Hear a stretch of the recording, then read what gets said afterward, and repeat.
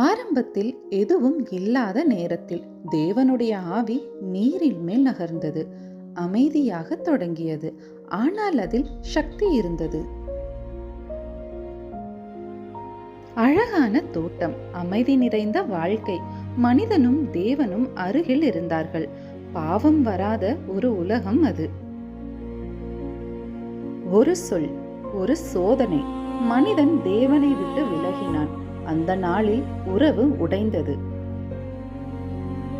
பாவம் அதிகரித்தது, உலகம் கெட்டது. தேவன் நீரால் சுத்தம் செய்தார், ஆனால் நோவா மூலம் புதிய ஆரம்பம் கொடுத்தார். புயலுக்கு பிறகு வானில் வானவில் தோன்றியது.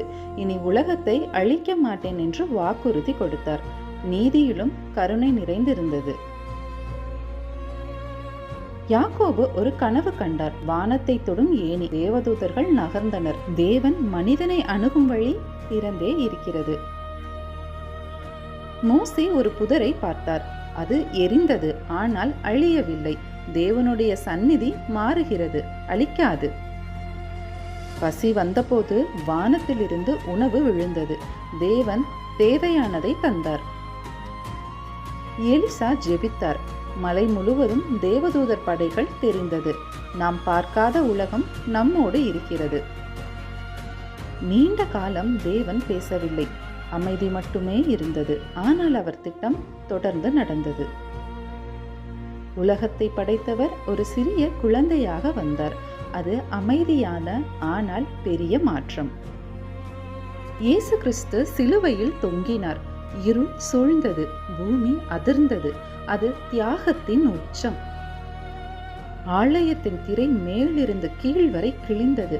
மனிதனுக்கும் தேவனுக்கும் இடையிலான தடைகள் உடைந்தது. இனி அணுகல் திறந்தது. கல்லறை திறந்தது. மரணம் அவரை தடுக்க முடியவில்லை. உயிர் வெற்றி பெற்றது.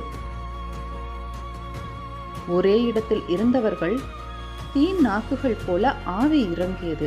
தேவன் மனிதர்களுக்குள் வாழ ஆரம்பித்தார். புதிய வானமும் புதிய பூமியும். இனி கண்ணீர் இல்லை, மரணம் இல்லை. ஆரம்பத்தில் இருந்து இழந்தது மீண்டும் கிடைக்கும். ஆரம்பத்திலிருந்து தொடங்கியது இன்னும் முடியவில்லை. அது உன்னுள் தொடர்கிறது.